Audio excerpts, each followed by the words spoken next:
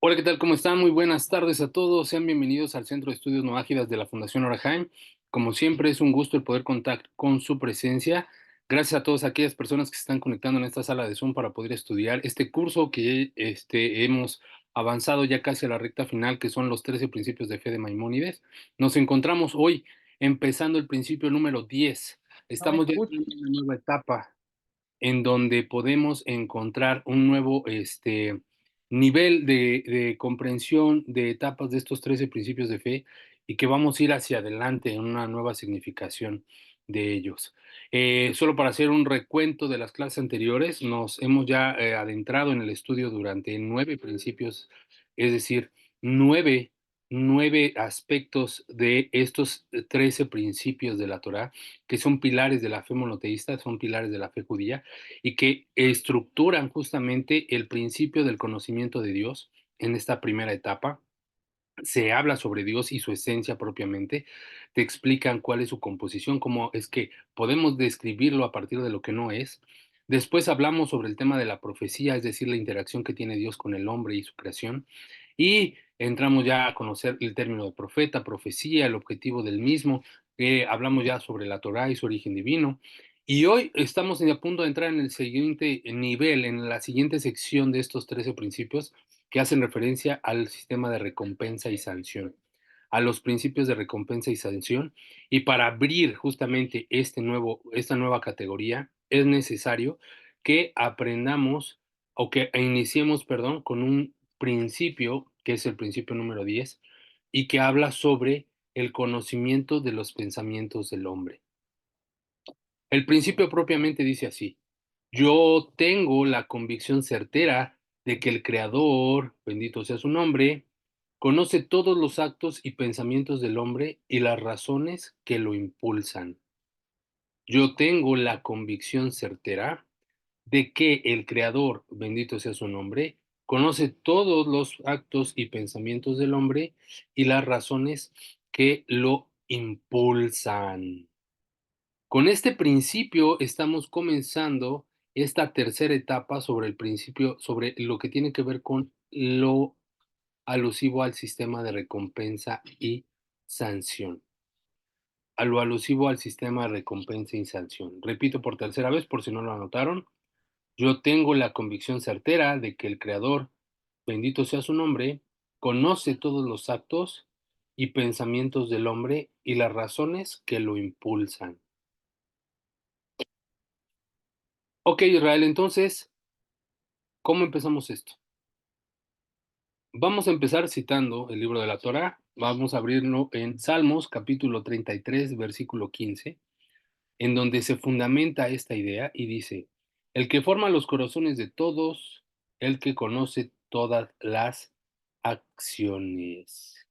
El que forma los corazones de todos, el que conoce todas las acciones. En esta clase vamos a empezar a poner en práctica todo lo que hemos aprendido hasta el día de hoy, durante estos ya 9 principios. Vamos a tener que retrotraernos a clases anteriores y vamos a tener que eh, refrescar esos apuntes que a lo mejor dejamos atrás por el avance del curso, pero que ahora los vamos a tener que volver a poner a la práctica para poder empezar a filosofar un poco, ¿no? De alguna manera. ¿Cómo es este principio que dice que Dios conoce los actos y pensamientos del hombre? ¿Y a qué se refiere, Israel, este versículo de Salmos que dice: el que forma los corazones, el que conoce todas las acciones? ¿A qué se refiere este principio? Bueno, primero hay que saber que, como ya lo hemos visto hasta el momento, Dios es el que ha creado el mundo, ha creado todo lo existente, no solamente el planeta Tierra, no solamente los cielos y la tierra que vemos, no solamente los mares, y ha creado toda la materia, todo el mundo físico y también los mundos celestes y también las esferas espirituales. Todo lo que existe en este mundo, en este plano de materia y en otro, lo ha creado el Eterno. Ok, eso ya nos ha quedado claro. Ya hemos comprendido que Dios es uno y único, que no hay una unicidad como la suya, que es indivisible, que no es uno en un conjunto, sino más bien es el origen de todos los conjuntos, es el origen de todas las partes, y esa unicidad no es material porque no es divisible, por lo tanto, todos estamos dentro de Dios, no es que Dios se encuentre fuera. Es decir, no es el mundo el lugar de Dios, sino Dios es el lugar del mundo. Todo se encuentra dentro de esto que nosotros conocemos como Dios. Ya comprendimos también que Dios no puede tener materia, no puede tener una figura, no le podemos corporeizar, justamente por estos principios de unicidad y de incorporeidad. Ok, pero entonces, ¿cómo es posible que este principio nos diga que debemos de tener convicción certera de que Dios conoce los pensamientos de todos los hombres y conoce todas las acciones? Cuando, si yo me pongo a pensar de manera detenida en lo que acontece en el mundo, pues hay muchas cosas que parecerían que están sin supervisión. No sé si ustedes estén de acuerdo conmigo. Existen muchas cosas en este mundo que al parecer no se conducen de manera apropiada o como debería de ser, y es por eso que hay desequilibrios, injusticias, desigualdades, no castigos, sino más bien pecados o transgresiones, ¿no? Faltas a la ley, desde asesinatos, abortos, robos, suicidios, homicidios, guerras, ¿no? Y todo esto Dios lo conoce, dice Maimónides. ¿Cómo es esto posible? ¿Cómo es esto posible que Dios conozca todo esto que está sucediendo en el mundo y no haga nada al respecto? ¿No? ¿Qué no se supone que Dios es amor? ¿Qué no se supone que Dios es bueno? ¿Qué no se supone que Dios es bondad? Y que de otro es del que viene lo maligno, de otro es de donde viene lo malo. ¿Por qué se lo impide? ¿Acaso el diablo está ganando la guerra? ¿Acaso estamos perdiendo la batalla? ¿Cómo explicamos esto? Bueno, esto es algo que nos tenemos que empezar a ejercitar de manera filosófica, de manera mental. Para poder llegar a comprender este principio, es necesario resignificar todo lo que entendemos por bueno y malo, pero para eso tenemos que llegar a hacernos muchos más cuestionamientos que nos lleven a comprender por qué lo bueno y lo malo no es lo que nos alcanza, sino necesitamos cambiar ese pensamiento. Parecería en una primera lectura, si nos vamos con esa lógica de que Dios es bueno y que Dios es amor y que Dios representa todo lo bondadoso y todo lo nutritivo y todo lo positivo en este mundo, que Dios no está en este mundo, porque basta con prender la tele y ver el noticiero y ver que ya hubo un asesinato, un feminicidio, que ya robaron, que ya detuvieron al expresidente por corrupto, que ya detuvieron al fiscal por corrupto, que ya asesinaron a un periodista, que ya corrompieron algún manto acuífero para poder desarrollar algún tipo de este, infraestructura o bien mueble, algún fraccionamiento, algún desarrollo pseudoecoturístico con base en mordidas y tajadas y todo. Y todo lo que podemos ver de manera regular y todos los días, ¿no? Entonces, si observamos el mundo, sí tendríamos que preguntarnos, ¿será que Dios, más allá de si existe o no, porque podemos decir, Dios existe, yo creo que Dios existe, pero la realidad no creo que esté aquí con nosotros, a nosotros no le importamos, porque más bien parecemos como que estamos en un mundo sin un padre quien nos guíe, ¿no? Quien nos controle, quien nos observe, que mantenga el orden en el lugar. De alguna manera podemos ver un mundo caótico hasta cierto punto, en el cual lo que a lo bueno le llamamos malo y a lo malo le llamamos bueno. Y que este discurso se viene reproduciendo y se viene haciendo cada vez más grande en nuestros días y que ya nos cuesta más trabajo distinguir entre nuestra mano derecha y nuestra mano izquierda, ¿no? Si bien Dios existe, nosotros no le importamos.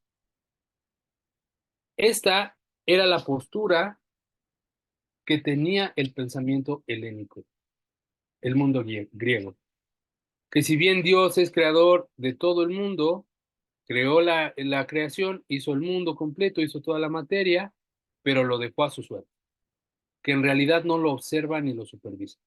Y fíjense aquí cómo podemos entrar en, en duda también sobre lo que hemos aprendido hasta el momento.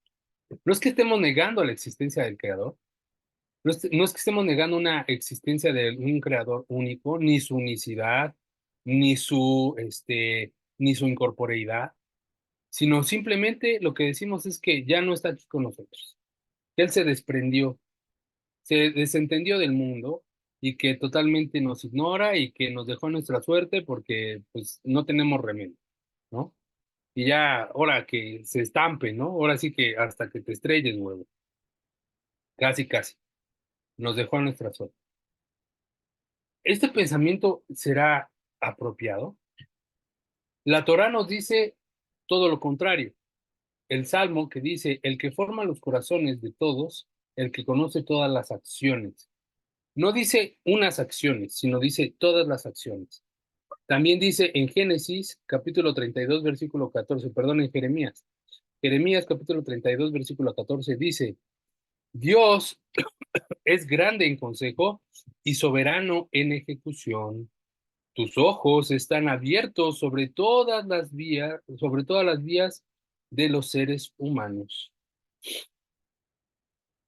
Dios es grande en consejo y soberano en ejecución. Tus ojos están abiertos sobre todas las vidas de los seres humanos. Jeremías 32:19. ¿Qué es lo que quiere decir esto, Israel? A ver, explícanos. ¿Cómo es posible que la misma Torá diga que Dios tiene sus ojos abiertos sobre todas las vidas de los seres humanos? O sea, entonces Dios sí tiene ojos, entonces Dios en realidad sí tiene pestañas, tiene cejas, tiene ojos oculares para poder observarnos, ¿o a qué te refieres? Bueno, como sabemos, la Biblia siempre nos habla en metáfora, nos habla de una manera antropomorfa, con la intención de que podamos comprender un concepto que es complejo y que no es de este mundo, con palabras de este mundo, con ejemplos de este mundo, para poder aterrizarlo en nuestro propio intelecto. Cuando dice ojos abiertos sobre el ser humano, hace referencia a ese ojo examinador, o ese ojo escudriñador. Es decir, que está pendiente de la creación. Es decir, que está pendiente de la creación. La Torá, a diferencia de Aristóteles, que propone que Dios creó el mundo y lo dejó a su suerte y lo abandonó, la Torá dice no. Y Maimónides en particular le responde a Aristóteles y le dice no. En la Guía de los Perplejos le dice no. Dios no abandonó al mundo. Dios no lo dejó a su suerte, sino que la Torá nos explica que realmente Él continúa pendiente. Él continúa totalmente pendiente, con ojos abiertos, examinando, escudriñando las acciones del hombre. Es decir, que no es que Él haya dejado, creado al ser humano y abandonado, y que después de un rato va a venir a decir, ah, ¿qué será de aquellos? Déjame ir a asomar. Como cuando te acuerdas de que dejaste algo en el refri, ¿será que todavía está ahí? Déjame ir a ver. No, no es que se le haya olvidado de nuestra existencia o que no esté pendiente de lo que está sucediendo con nosotros, sino que él todo el tiempo observa de manera personal las acciones del hombre. Y cuando digo las acciones del hombre, no solamente me refiero a los hombres, sino también a las mujeres. Y cuando me refiero a los hombres y a las mujeres, no me refiero a aquellas importantes como Donald Trump y su esposa, o el secretario de las Naciones Unidas, o el presidente de Estados Unidos, o Andrés Manuel López Obrador. No, me refiero a todos, Me refiero a todas y todos, a todas y todos las personas que forman parte de este mundo físico. Dios observa y escudriña con su ojo examinador. Ok, entendemos, no nos olvidó, constantemente nos está supervisando. Pero entonces, ¿qué observa? ¿Que no se da cuenta cómo está el mundo? ¿Que no está viendo cómo está el mundo? ¿Por qué si lo está observando, no hace nada? ¿Cuál es el objetivo de observar? ¿Cuál es el objetivo de estar pendiente? ¿Cuál es el objetivo de estar ahí constantemente, latentemente, sin hacer absolutamente nada? Si el ser humano observa las normas de la Torah, ¿qué es lo que observa?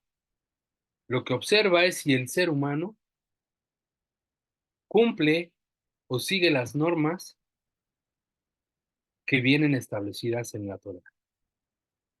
Es así que dice la Torah que Dios vio que la maldad del hombre era grande en la tierra. Génesis capítulo 6, versículo 5. Cuando la Torah nos explica que Hashem decidió destruir el mundo prediluviano, fue porque él miró que la generación del diluvio, de antes del diluvio, se había depravado. ¿Qué es depravado? Que se habían desviado del camino. ¿Cuál camino? El camino que se había impuesto. ¿Quién lo impuso? Dios impuso un camino, un sendero, unas leyes. ¿Qué leyes? Las 6 leyes universales entregadas a Adán Rishon. Dio un objetivo en específico al hombre, dio una tarea para cumplir y dio un reglamento para seguir. Sin embargo, en la generación prediluviana se desvió de ese sendero y es por eso que la Torá en Génesis 6:5 dice, y es así que Dios vio que la maldad del hombre era grande en la tierra. ¿Qué quiere decir que era grande en la tierra? Quiere decir que se multiplicó, que se fue reproduciendo y no solo eso, sino que se normalizó. Es decir, que podemos estar de acuerdo que hay algo malo, pero el normalizarlo, eso es lo que viene a realmente a desviar el camino. Porque ya no puedes distinguir entre qué es lo bueno y lo que es lo malo. Al empezar a normalizar ciertas acciones o conductas. En el caso de la Torá, Dios observa que el hombre cumpla las normas de la Torá. Es decir, que cumpla con los preceptos que fueron entregados al primer hombre y que a su vez él comunicó e instruyó al resto de la humanidad a través de las siguientes generaciones. Pero que al llegar a la generación de Noah, estas indicaciones ya habían sido olvidadas o malinterpretadas y que la maldad se había normalizado. Era una práctica general que se llevaba a cabo de manera constante. Así que lo que nos indica es que Dios se encontraba observando la conducta de cada persona. Dios se encuentra observando la conducta de cada persona. Por lo tanto, esta primera propuesta de Aristóteles que dice, sí Dios existe, pero se ha olvidado del mundo, no lo observa, es contraria a lo que Maimónides explica y lo que Maimónides explica con base al conocimiento de la Torah. Ahora, ¿cómo es que Aristóteles llega a esta conclusión? Porque no nada más puede ser un juicio de valor en agarrar y decir, es que el mundo anda mal, seguro Dios no está. No. ¿Cuál fue la lógica, la lógica argumentativa que Aristóteles tuvo para llegar a esta conclusión equivocada? Bueno, pues Aristóteles proponía que el que Dios conozca las acciones del hombre obliga, o más bien, coloca a Dios en una categoría inferior a la de su verdadero poder o a la de su verdadera esencia. ¿Por qué? Porque el hombre se mueve en este mundo en dos vectores, en la línea de tiempo y en la línea de espacio. Dios, perdón, el hombre se mueve en tiempo y espacio. Todas las acciones que ejecutamos en nuestra vida son a través de estos dos vectores, en la línea del tiempo y en la línea de ¿qué? Del espacio. Por eso, por eso, Aristóteles decía, ok, si Dios es que conoce los pensamientos y las acciones del hombre, nosotros estamos degradando su esencia y lo estamos circunscribiendo a las líneas de tiempo y espacio. Y es por eso que Dios no debería o no conocería los pensamientos del hombre, no estaría pendiente de los pensamientos del hombre. ¿Por qué? Porque estaríamos bajándolo de categoría, estaríamos disminuyendo su poder. Esta era la opinión de Aristóteles, lo que lo llevó a pensar así, dice el texto, tal como lo explica Maimónides en la Guía de los Perplejos. Es el hecho de que Aristóteles pensaba que pensar de esta manera implicaba rebajar a Dios a las limitaciones del tiempo, pues el hombre actúa en ese ámbito bajo las coordenadas de espacio-tiempo. Además, el saber de Dios impediría al hombre de su libre albedrío. Y esto es otro conflicto que debemos de cuestionarnos. Ok, si Dios conoce todos los pensamientos del hombre y todas las acciones, y no solo lo que está pensando, sino también lo que va a hacer y lo que va a actuar, entonces, ¿en realidad el ser humano tiene libre albedrío? O más bien toda su vida es un libro que ya está leído ante los ojos del Eterno y que no tiene la capacidad ni la oportunidad de salirse de él. Que el ser humano en realidad no tiene oportunidad de elección. ¿Por qué? Porque Dios ya conoce todas las decisiones del hombre, desde el día que nació hasta el día que morirá. Entonces, en realidad no es que él elija, sino que ya todo está dicho y escrito por sobre de él. Y aunque él quiera ir en contra, tendrá que cumplir ese guión. Porque afirmar que Dios sabe lo que hacen los hombres, sostiene Aristóteles, implica rebajar a Dios a las limitaciones del tiempo, pues el hombre actúa en ese ámbito, en tiempo y espacio. Además, el saber de Dios impediría al hombre de su libre albedrío.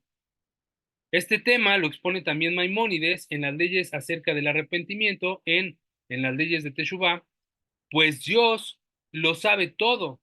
Entonces, ya sabe si este individuo va a hacer tal o cual cosa o no la va a hacer. Y en vez que Dios Y una vez, perdón, que Dios sabe con anticipación que tal individuo va a realizar determinada acción, es imposible que el individuo no la haga. ¿Por qué sería imposible que el individuo no lo hiciera? Porque si el individuo no hace lo que Dios ya sabe que va a hacer, implicaría que Dios no lo sabe todo. Implicaría que Dios en realidad no lo sabe todo. Esto es lo que propone Aristóteles. Dice, Dios se olvidó de este mundo y nos dejó nuestra suerte. ¿Por qué, Aristóteles? A ver, explícanos. Porque primera, si él conoce todos los pensamientos del hombre, lo aterrizamos en línea de tiempo y espacio. Y segundo, si conoce todo lo que va a hacer el hombre pierde la capacidad de tener libre albedrío, no tiene capacidad de elección. Porque si él hiciera algo que Dios no sabe, eso implicaría que Dios no lo sabe todo. Iría en contra de qué? De la esencia misma de Dios. Pues si así fuera, resultaría que Dios no supo, y esto es algo pues totalmente absurdo. Entonces, como consecuencia, aquel individuo está condenado a hacer lo que Dios ya sabe que ocurrirá sin tener la posibilidad, el individuo, de hacer otra cosa, y si no lo hace, entonces resultaría que Dios no sabe, que Dios no sabía, que no lo haría, y por lo tanto, no sería Dios. Si encontramos esta dicotomía, ya encontramos ahí el conflicto que se propone Aristóteles. Aristóteles dice, si Dios dice que él va a hacer algo, si él conoce lo que va a hacer Israel, y de repente Israel se le hace hacer lo contrario, entonces Dios no lo sabe todo. Entonces, por lógica, no es Dios, porque Dios lo sabe todo. Conflicto. Aristóteles tiene razón. ¿Qué es lo que está pasando aquí? Parece tentador el argumento, ¿no? No lo puedo bajar a tiempo y espacio porque él, pues simplemente no forma parte de este plano de entendimiento. Implicaría que él estuviera como que conmigo, aquí, en mi mente, adentro. Y si es así, ¿cómo puede estar en mi mente y en la de Sara y en la de Julián y en la de todos al mismo tiempo? O sea, ¿cómo? ¿Cómo es posible eso? Esta pregunta que aparentemente deja como alternativa que Dios no se mete con lo que ocurre en la tierra, es decir, que Él elige no saber, que Él elige no saber, es la postura preferida por Aristóteles. Más Maimónides nos ayuda a discurrir apropiadamente en este conflicto y sacarlo con un razonamiento totalmente diferente, ya que nos damos cuenta de una mención importante, pues para alejar a Dios de la imperfección del tiempo, lo han atribuido a una falacia aún mayor, que es la ignorancia de lo que ocurre en el mundo. Existe una segunda alternativa en la que también deberíamos afirmar que efectivamente el hombre no posee la capacidad de elección. Por ejemplo,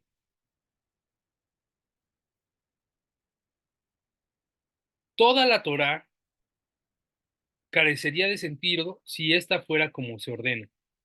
¿Cómo ordenar a alguien que haga determinada cosa o que sea justo y correcto cuando ese individuo no posee el libre albedrío para realizar? ¿No? Entonces, ¿cómo podría entonces Dios ordenar a la generación prediluviana que los va a destruir porque se hicieron malos y desviaron el camino, cuando en realidad ellos no tenían elección? Cuando en realidad ellos pues solamente hicieron lo que en el guión estaba escrito, ¿no?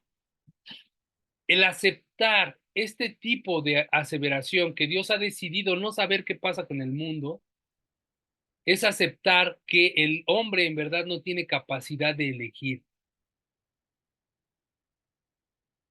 Y eso contradeciría completamente la postura de la Torah. Dice el texto, pero también esta postura es irracional y ridícula para quienes sostienen la fe judía y la lógica, pues toda la Torah carecería de sentido. ¿Cómo ordenar a alguien que haga determinada cosa o que sea justo y correcto cuando ese individuo no posee la capacidad de elegir para poder realizarlo? ¿Cómo castigarlo entonces? ¿Cómo poder castigarlo por no hacerlo? Por no hacer algo que al final y al cabo, pues realmente no disponía de la facultad de poder elegir de hacerlo. Entonces no tendría ningún sentido que existiera pues un reglamento, una ley, algo que condujera al individuo para poderse conducir de algo de una forma apropiada. Estamos en una situación compleja aquí, parece, ¿verdad? O sea, si Dios conoce los pensamientos del hombre, entonces el hombre no tiene libre albedrío.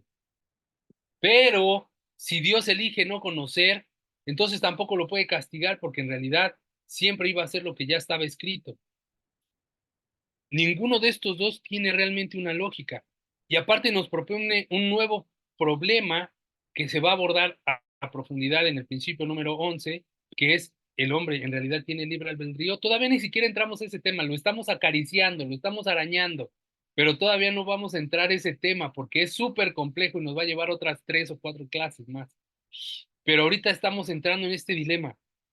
O sea, ahorita el primero es entender, Dios observa el mundo, ¿para qué lo observa? ¿Sí? Dios observa el mundo, ¿para qué lo observa? Aristóteles dice, no, en realidad no lo observa, lo olvidó, lo dejó abandonado.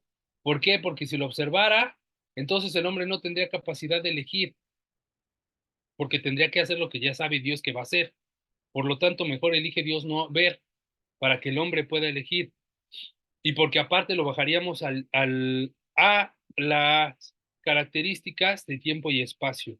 lo estaríamos disminuyendo en categoría. Sin embargo, la gran agudeza mental de Maimónides nos abre la posibilidad de otra opción, y de esta manera le responde Aristóteles demostrando su error.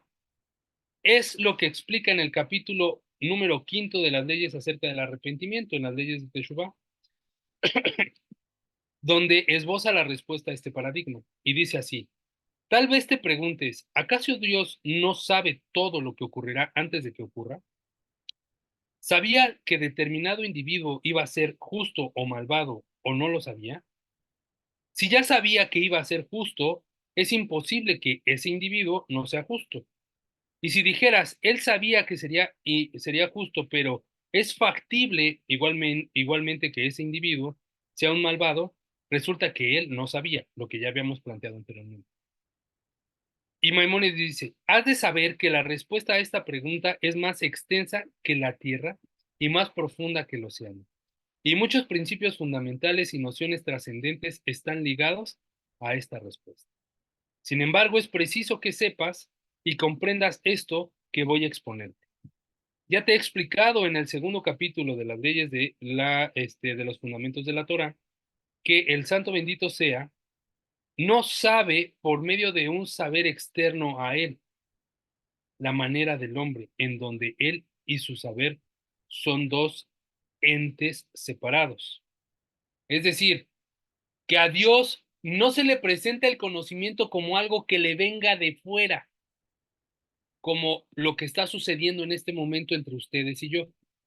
Ustedes están recibiendo un saber que les viene de fuera, que yo les estoy comunicando, ¿sí? Dios no sabe las cosas porque le vengan de fuera, es lo que está explicando Maimónides, sino que Él, santo bendito sea, y su saber son uno, y le es imposible a la mente humana alcanzar a comprender esto plenamente, tal como lo es vedado en la mente humana la capacidad de comprender la esencia misma del Creador.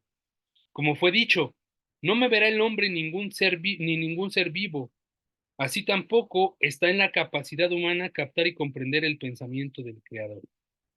Es lo que el profeta quiso decir cuando dijo, pues no son mis pensamientos como vuestros pensamientos, ni son mis caminos como vuestros caminos. Esto es en Isaías capítulo 55, versículo 8. ¿Qué nos estás queriendo decir, Israel? ¿Qué es lo que estás queriendo exponer? Por favor, sé claro. Ok, lo que dice Maimónides es, a diferencia de ti, que tú comprendes que el conocimiento es algo que absorbes del exterior a ti y que por eso ya lo sabes, el conocimiento de Dios no es algo que esté afuera de él, sino que está dentro de él y que acontece en tiempo real y sucede en tiempo real. ¿Cómo es esto? Que cuando Israel va a tomar una decisión, Dios ya sabe que la decisión que va a tomar es la izquierda o la derecha. ¿Por qué? Porque conoce a Israel y porque conoce cuáles son sus elecciones y porque conoce cuáles son sus gustos y porque conoce cuáles son sus preferencias. Eso no quiere decir que Israel no pueda elegir lo contrario, pero Dios ya sabe cuáles son las elecciones y las preferencias del individuo.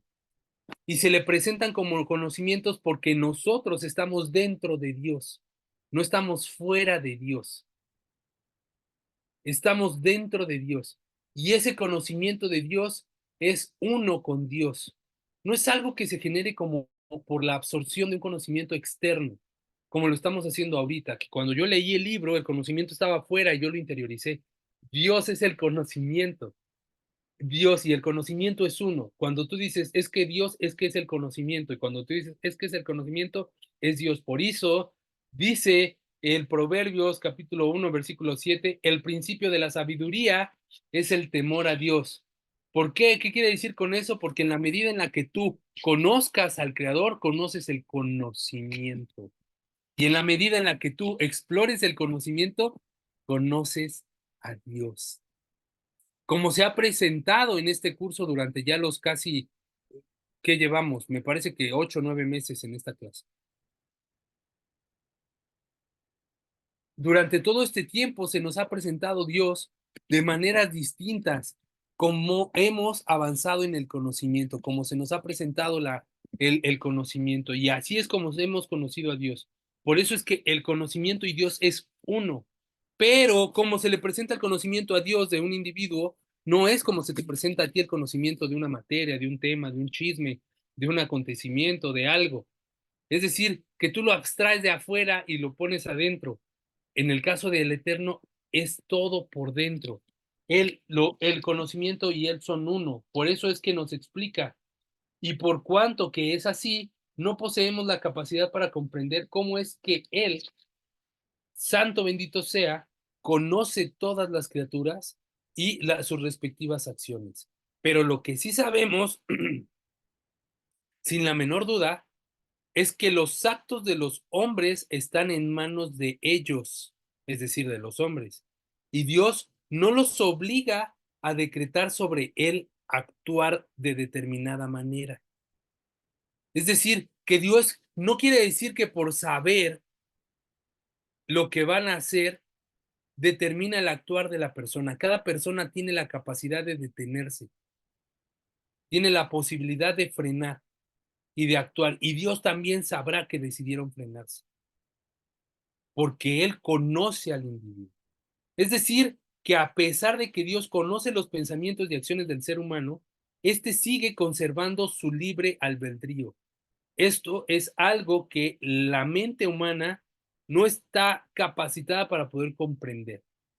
Aparentemente parecería que Maimónides no está respondiendo a la pregunta completamente, a lo que o que la respuesta es que nosotros no lo sabemos, como un dogma, es porque así es y ya.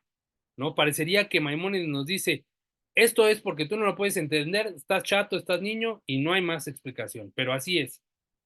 Pero en realidad, dice aquí, Maimónides no está respondiendo porque nosotros, tal como le recrimina Maimónides el comentarista Rabat. Pero en realidad lo que profundiza en las palabras de Maimónides y el que profundiza en las palabras de Maimónides y comprende la agudeza de lo que se dijo, tal como lo hace el sabio y uno de los mejores comentaristas del Mishneh Torah, que es el Or Sahem, Rabbi Meir Shimcha Cohen, lo que en realidad nos está diciendo es que arriba, perdón, lo que en realidad nos está diciendo es que arriba a esta conclusión es que el conocimiento por parte de Dios de las acciones del hombre anula su libre albedrío. Se debe que el conocimiento de Dios de las acciones del hombre anula su libre albedrío, sino que se debe a lo que se conoce como el nombre del antropoformismo intelectual o se le atribuye a dos formas humanas. ¿Qué quiere decir esto? ¿Qué estoy leyendo? Que lo que nosotros comprendemos como una condicional de que si Dios sabe lo que yo voy a hacer, yo ya no tengo libre albedrío, en realidad es por mi falta de poder comprender cómo Dios adquiere, o cómo Dios es el conocimiento. Porque para mí el conocimiento se adquiere, pero para Dios el conocimiento es el mismo, ¿sí? Para Dios el conocimiento es el mismo y para mí el conocimiento se adquiere. Por lo tanto, Dios y mi actuar es uno solo y no es que Él determine lo que voy a hacer, sino el que Él conoce todas mis acciones y por lo tanto me da libre albedrío para que las ejecute y aún así Él las va a saber y las va a profundizar y las va a conocer sin coartarme la posibilidad de poder tomar la decisión de lo que yo quiera a decir. Por eso dice, pues mis pensamientos no son como vuestros pensamientos y mis caminos no son como los vuestros. Por lo tanto, las conclusiones a las que arribamos utilizando el antropoformismo intelectual, al ser que la premisa es errónea, es que Dios no piensa de la manera en como nosotros pensamos. Por lo tanto, el argumento que utiliza Aristóteles es equivocado porque lo está intelectualizando como piensa un ser humano y no como la naturaleza del creador. Esa es, digamos que la premisa en la que llega Maimónides, que la forma en como Aristóteles intelectualiza el conocimiento y llega a esta conclusión es porque él atribuye las propiedades del conocimiento como algo que se abstrae de afuera hacia adentro y no toma en cuenta la naturaleza misma del creador, que él adquiere el conocimiento, no, que él no adquiere el conocimiento, sino que él es el conocimiento. Y esa es la diferencia. que Él no adquiere el conocimiento, sino que Él es el conocimiento. Por eso no cabe la expresión de Él no sabría, porque Él es el conocimiento, ¿sí? Esta clase ha estado un poco complicada, ha estado un poco enredada, pero vamos a tener que esforzarnos. Aquí yo se los dije, desde un principio, yo se los dije, aquí vamos a tener que empezar a filosofar porque esto va a estar todavía más increciendo en las próximas clases y todavía el siguiente principio va a ser más complicado porque vamos a empezar a hablar sobre la verdadera libre elección. ¿Existe o no existe? ¿Alcanza con lo que acabamos de explicar o hay más cosas que profundizar? Pero antes de llegar a eso, ahorita dijimos que primero concluimos que Dios sí observa y está al pendiente de las acciones, ¿sí? Y que no es que Dios haya olvidado al mundo. Ahora la pregunta es, ¿para qué lo observa? Y esa pregunta la vamos a responder en la próxima clase, ¿de acuerdo? Si hay alguna consulta, pregunta o comentario, con gusto los escucho, doy un minuto para interacción.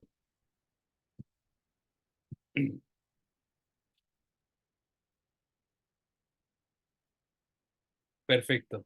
Bueno, pues si no hay nada más, vamos a dejarlo por ahí el día de hoy y les recomiendo volver a ver la clase. Yo la voy a subir esta noche para que estemos ahí pendiente y le demos una revuelta y revuelta y revuelta. Les recomiendo leer el texto que les compartí porque ahí viene lo que hemos estudiado ahorita y lo vuelvan a repasar y repasar y repasar y abran su mente porque vamos a entrar en muchos más Oh, tópicos. ¿Sale?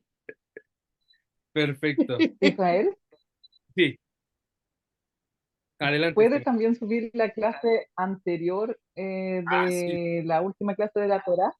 Sí, claro que sí, no le he subido. Hoy voy a dedicarme en la noche a Gracias. subir todas estas clases que tengo pendientes, Ajá. ¿sale? Claro que sí, con muchísimo gusto. Bueno, pues muchísimas gracias a todos, les mando un fuerte abrazo, espero que tengan un Gracias, excelente Israel. inicio de semana y que Hashem los multiplique en bendiciones y con la ayuda del cielo nos vemos el próximo domingo. Cuídense mucho todos y shalom, shalom. Gracias. Chao, chao. Shalom Shalom. Israel, Shalom. shalom